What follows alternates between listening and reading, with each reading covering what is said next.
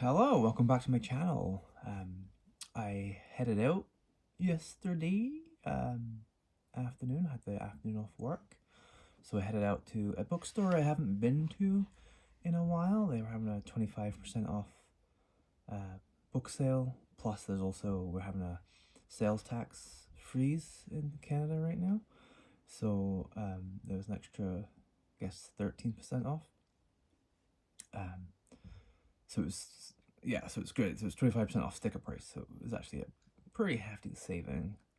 And I went with the intention of getting a few books, maybe something quite selected, but I ended up getting quite a lot, and actually ended up getting quite a lot of random stuff that I had never heard of before. So I have my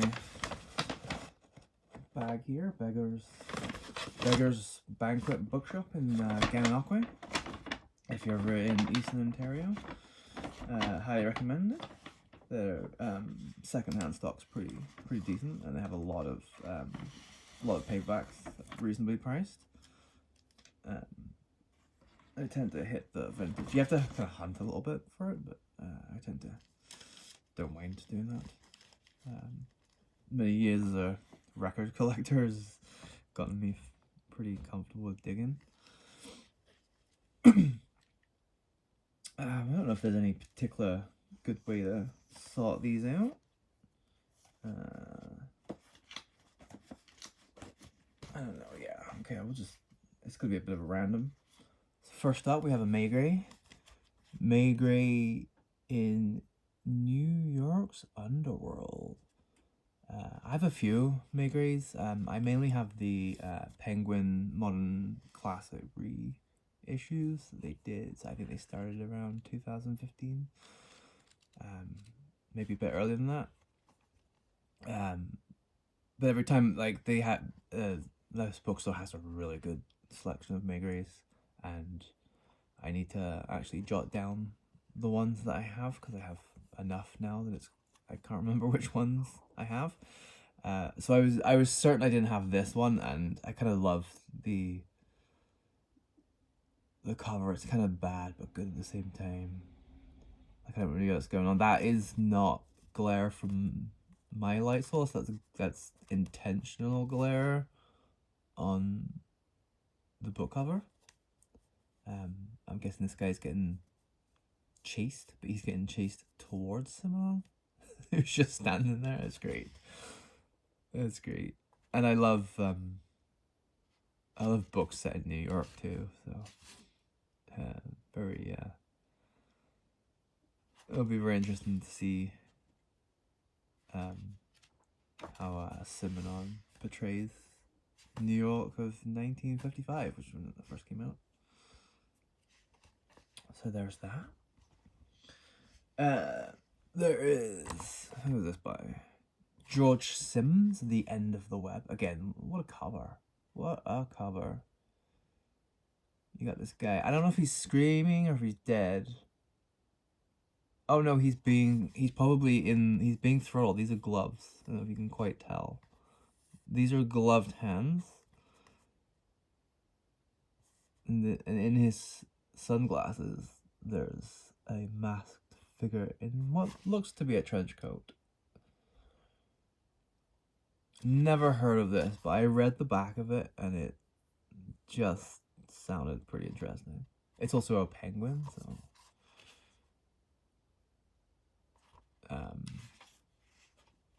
it's probably pretty good. 1976 it was first published, and it was published in Penguin Crime Fiction when Julian Simons was the editor. So usually that's also a very good sign. The synopsis for this one: Leo Silva was a victim of his fondness for younger women and men. He knew the antique game backwards, but blackmail he was strictly amateur. With the two other dealers, Silva had stumbled on a cache of documents at a remote Cornish sale, documents that could compromise a number of important figures. Ed Buchanan always liked his Uncle Leo. What he didn't like was the idea of his murderer running around free. So set in Cornwall, and amateur detective, and probably slightly revenge-ish, thrillery. Sounds pretty good to me. Oh, this one even sounded even better, and this is another penguin crime. They have a lot of penguin stuff there, which is good.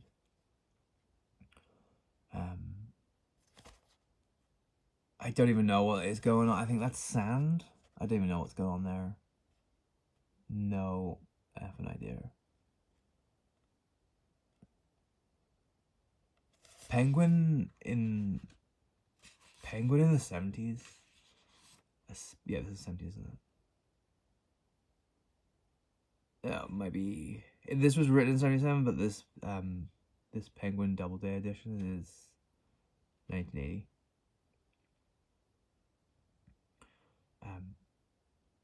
There's 70s book covers, especially for crime.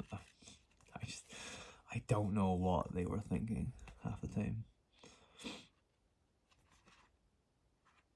They're so weird, and a lot of them are photographs too, and it's just like some of the stuff they got, some of the costumes they got people to wear, or some of the items they got people to arrange. It's just like I don't really know what they were thinking at all. This one had the blurb had me. I wasn't that thrilled by the cover, or it's called Deathstalk by Bob Langley. I wasn't taken back by the title. I don't know Bob Langley,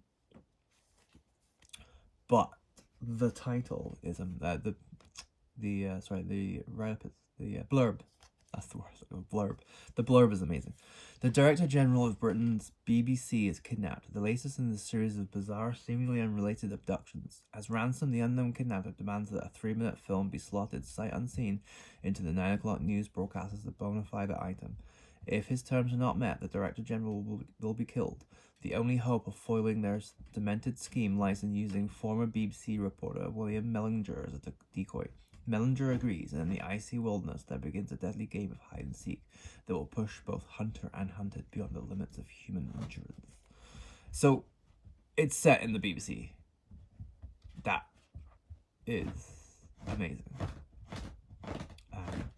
If you can hear any weird noises, it's Boy, my very stubborn Jindo, just trying to get comfortable, because apparently that sweet spot he's been lying in for the past 20 minutes was just not cutting it anymore.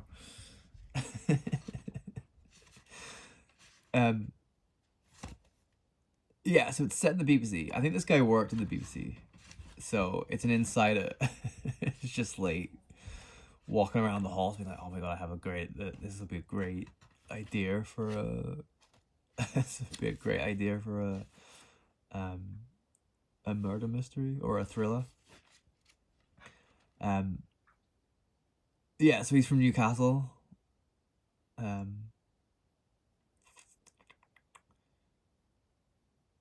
Okay, he's a script writer, presenter, and roving reporter, and he moved to the BBC in 1969. And he in the 70s and 80s he hosted a TV talk show.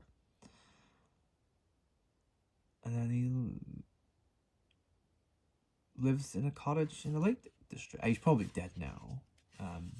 But in the 70s and 80s, he was living in a cottage in the Lake District, which is where my parents are living now. So yeah, I love any kind of crime, mystery, thriller, anything that's set in the BBC. I have it's actually more common than you would think. Anything that uses the BBC, it's such a classic British institution, and it's very much its own kind of clique, niche, cult even. So they're always really super entertaining. I have at least another book that is set in the BBC, or at least on a radio, which is if it's not BBC named, it is the BBC. I have Dorothy B. Hughes, The So Blue Marble. This is a great cover. I bought it for cover, but also I love Dorothy B. Hughes. Can't remember if I've read this one before. I've read a few. I kind of need to do a deep dive. I need to just get as many Dorothy B. Hughes books as I can find and just read them. So love the miniature people, love the huge hands, and then I love the layout of the title and author. I just think it's really well done, and then the door just framed out perfectly. Howard Haycraft said it was an unforgettable experience. And on the back it says, if you wake up in the night screaming with terror, don't say we didn't warn you. That's the New York Times. The So Blue marble had left a trail of blood, shed, and violence across continents and through centuries. And now one young, unsuspecting woman had inherited the marble, its evil, and its terror. So I don't know if it is a proper horror. I mean, it's Green Door mystery. So it's kind of, but it's more playing into like a more like horrifying situation mystery with what seems to be like a cursed marble. This also has another thing that is also a must buy. It has a character called Griselda. So if see any of these weird old names like Griselda, or what are the other ones? Anything like any names like that, I always buy. I have to buy.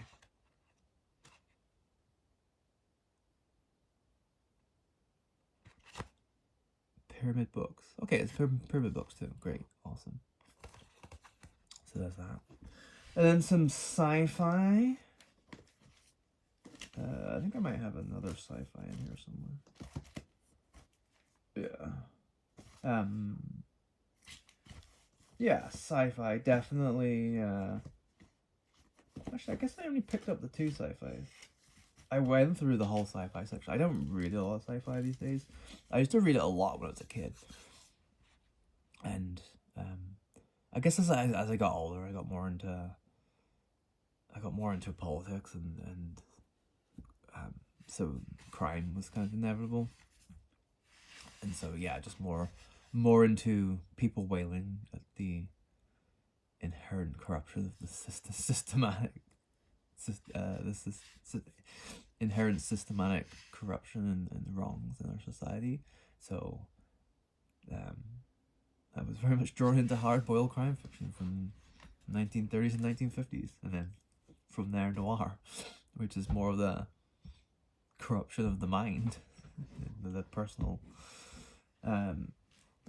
Yeah, anyway, I got some sci-fi, very much inspired by Jake from Pulp Mortem, but I think this author he doesn't actually like. So I was inspired by him, but slapped him in the face at the same time. There's this E.C. Tubbs, Earth is Heaven. And this is one of the Doom Rest of Terror novels. I have the first one, The Winds of Gath. I haven't read it yet, but I couldn't resist this. I couldn't resist this cover. It's like so bad yet so good. Don't know if you can quite see how bad. I don't even know what they are. They're like weird, fleshy skeleton. They have big mouths but no teeth. Which I don't know. Is that scary? Is a big mouth and no teeth scary? Or you just gonna gum me to death? And they're winged creatures. They have these long fingers. I guess maybe they're gonna claw you. But then even the dude, he's in like some sort of skin suit, so let's go. But I don't know if you can quite see. I haven't quite caught the lighting for it. I don't quite see how bad the drawing is, but I love it. So that's number 27. I don't know how many. There's like over 30. But I don't think you have to really have read every single one of them. I think you can just dive in and out wherever. Next one up is another Doom Rest of Terror novel. That one was number 27. This one's number 30. This one is Symbol of Terror. Again by E.C. Tubbs. Slightly better. It's got a little bit of more of a Starship Troopers kind of vibe to it. It's kind of like a crab. It's like a crab, big ass crab creature.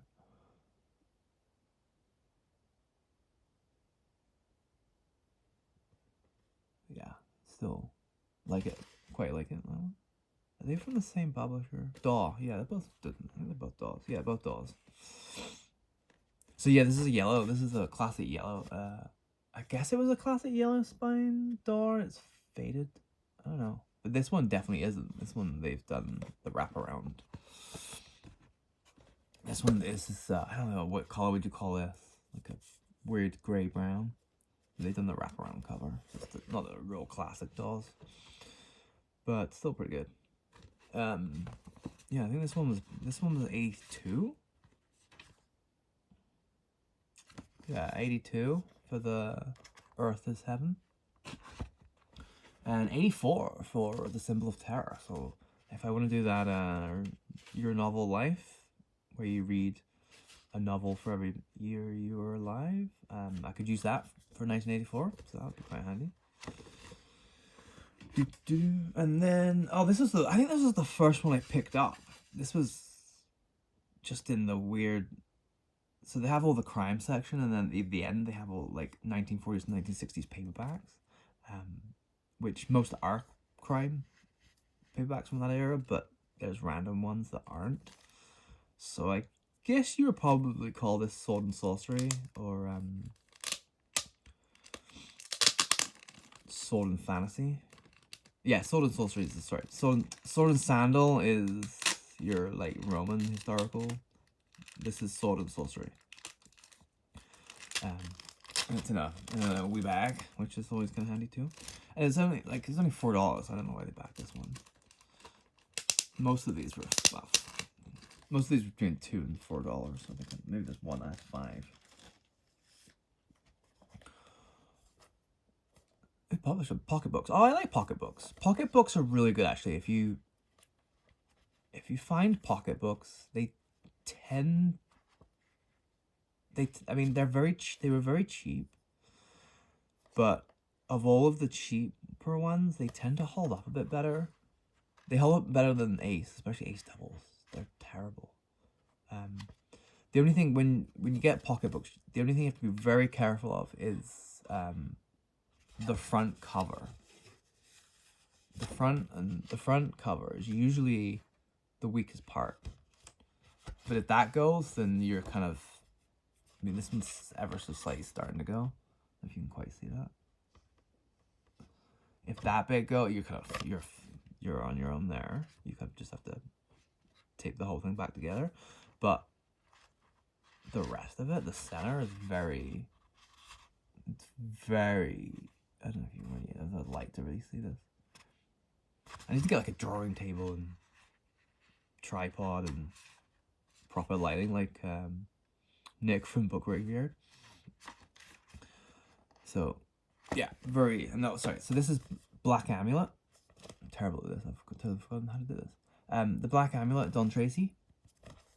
The compelling story of a slave girl who changed the course of history.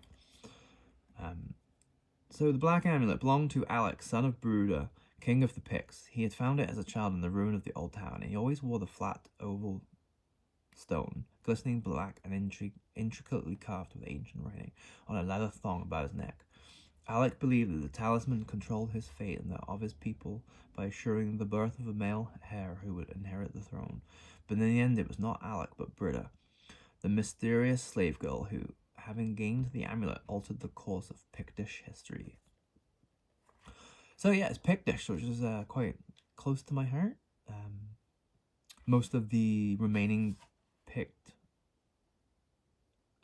settlements and any kind of Pictish history is east and northeastern Scotland, and that's where I'm from. So yeah, definitely thought I would give that a shot.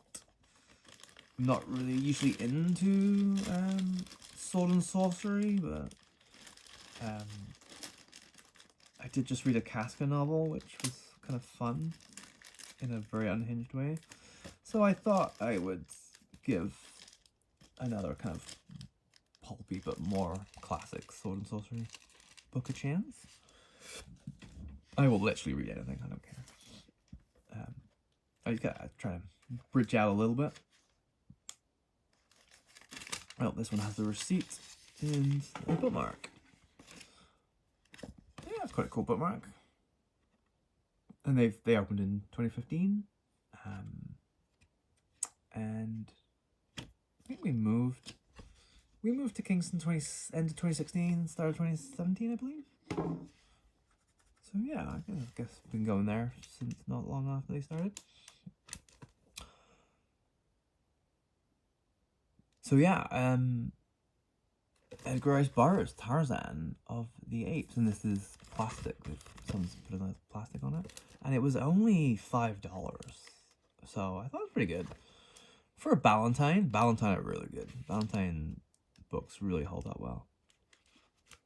And they had a bunch of others in the series. I didn't want to get them all. I didn't really want to spend like $100 or something. I got 11 books and I spent $33. So I was trying to limit it a little bit. But this printing is from 1975. So it's not bad. It's not bad. It's like 50 years. Almost 50 years. It's very good quality. I've got books that were published last year were sure in worse condition than this. Yeah, I've never read Tarzan of the Apes. I've watched a few movies, and definitely most noticeably the classic Johnny Weissmuller movie, and heard great things about it. And I think, you know, if you kind of love pulpy adventure stuff, Edgar Rice Burroughs is a huge name, and I've really not read that much from him, so I thought I would start reading one of his classic series. And if I really enjoy it, I will go back and get the other ones. Some of these great covers. Did I show the cover? Sorry. It's got this great, I guess, ripped monkey. This monkey's absolutely ripped. It's got shooting Jane in a very 1960s style, even though it was. I have a feeling, even though this is the 1975. The first Ballantine printing was 1963. I feel like this is the artwork from 1963. It's much more of a 1960s cover art than 70s. But they probably just yeah, it's like the 9th printing, so I think they didn't bother changing the cover painting, which is by Neil Adams. I don't always name the artist, because if it doesn't say in the book, I don't usually bother doing my research. I should probably do more, but can be hard sometimes. It's actually quite hard to get yeah, it's great. Not worrying that much. Bit of a loincloth on the bottom, and it's that very classic 60s draping. Leave a lot to the imagination. Tight shirt. Got her hair being pulled. Yeah. Great. So that was a great find. And then I have Pulp Fiction. Great channel, fellow Canadian. I guess I have him to blame for this. I got Death Wish by Brian Garfield. He recently read a book from Brian Garfield under one of his pseudonyms. And I was just like, you know what? I've never read Death Wish. I've watched the movie or movies. I've read a lot of other stuff that is based. Well, it's not based, but it's like influenced by Death Wish. But it's very pro-vigilante, very right-wing, very 70s nihilistic in a very anti-human, horrible, disgusting way. And I know that Death Wish is not that. And I'm pretty sure Brian Garfield was more of a lefty, and I'm pretty sure he has a much more humanitarian stance, I guess, maybe, and maybe a bit more of a pragmatic way of dealing with it. I don't know. I'm gonna read this and get back to you, but from what I can remember, everything that I've read about it is like, this is not the movie. This is not the movie, and this is not everything that came after it. Also a novel set in New York too, so it's another New York. And so I thought, well, might as well go balls deep, and I got the second Death Wish novel, which is Death Sentence. I think this time he goes to Chicago.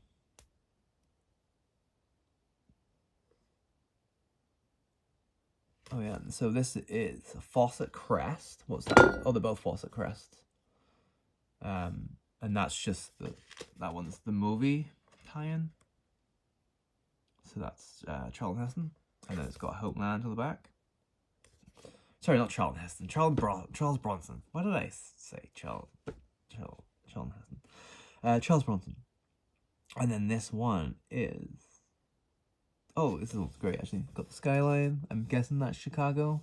I don't really know the skyline of Chicago much. I know it's on water, though. That's, what, Lake Erie? Is it Lake Erie? Chicago? And then there's Dead Guy, right on the shoreline now. This painting's done by Jerome Podwell, which, not a name I'm familiar with, but I'm assuming he probably worked more in the 70s. And I'm not as strong on the 70s stuff there. It's just one more to go. Oh, I think this even might be the first one that I saw, and this one sounds incredible. I had never heard anything about this. It's a banner book. Sorry, it's also in plastic. And this was only $4. And don't forget, 25% off and no sales tax. So I spent $33, and I got 11 books. 11 books for $33. So it's an average of $3 a book, and that's fine with me. I do not mind spending $5 to $10 on vintage paperbacks. I find so many books in little free libraries and thrift stores for either free or very cheap, so I don't mind spending $10 on a hardback. I'm not gonna get into the game of spending like $50-$60 on one. I'm too obsessed. I have too much of an obsessive. Since I moved to Canada, because I had to get rid of my book collection, and I had a lot.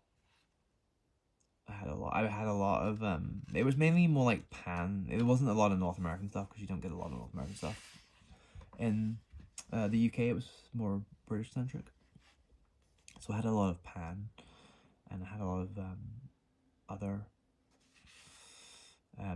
great British prints, and I had to get rid of it all, and because I couldn't ship it all. I had my records collection already to ship, which was crazy. But I kind of made a deal with myself that I wouldn't get back into that world and spend so much money. I buy books to read them, not to collect. It's not the greatest. It's a little bit in the middle. It's getting a little... I have to be careful when I read this one. Let's get a little coming away at the glue. The spine looks good though. Okay, so this is a banner box. It is David Karp's. What does it say? David Karp's Awesome, The Brotherhood of Velvet. This one sounds awesome. So in the terrifying tradition of the 39 Steps, what was the Brotherhood? Sometimes Jim Watterson worried his $50,000 Washington job was too perfect, his wife's family too socially important, his success at 35 just too complete. but not too often. He'd been of the Brotherhood since a child. It had always taken care of him, and it always would. Then came the phone call. Destroy your best friend, or the Brotherhood will destroy you. The Brotherhood, unique in the annals of underground societies, all-powerful as it was top secret, its specialty, elegant, efficient violence. No sane man had ever dared fight it. Jim Watterson had no other choice. So this just sounds utterly amazing. Secret society. It's one man against an invisible force. And also, if it's a secret society, he might not know who is in. It might be so secret that you don't even know who the other members are. And so it could become very paranoid, very much a paranoia novel, which is kind of what the 39 Steps is. I actually read it last year. Reread it last year. And it is a kind of case of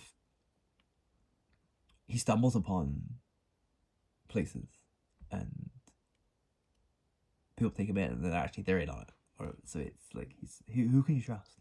Who can you trust?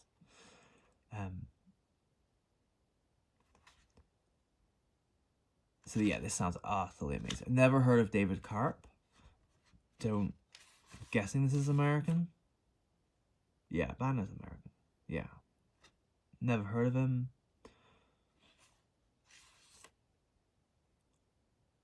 Don't know. I've never heard of this book, but it just sounded so good. Oh, it's also set in New York as well. Brilliant. Love a good New York novel.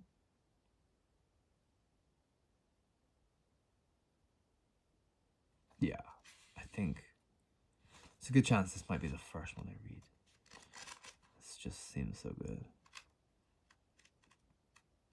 Looks like it's got really short chapters as well. I usually just fly right through anything book like that. So that is it. Where did I put the So I hope you enjoyed that. A bit of a rambling book haul. And really it's completely just my first thoughts. And my little ramblings. Normally I have a little bit more information on the authors or some personal anecdotes I have with some of the books, but this was really, most of this was pretty new to me. The only ones that I really knew anything about were Brian Garfield and E.C. Tubb, and even then I haven't read any of their books. So yeah, very oh, I guess Simenon too. Simenon's the only author that I really had any kind of inkling of what I was buying. Other than that, it was a pretty good, a bit of a crapshoot, which I really enjoy. I have found some of my favorite books just by random perchance of a great cover, great premise. But yeah, hope you enjoy this. Hope to see you all again soon sometime. Take it easy, and have a great 2025. Happy New Year, everyone. Bye.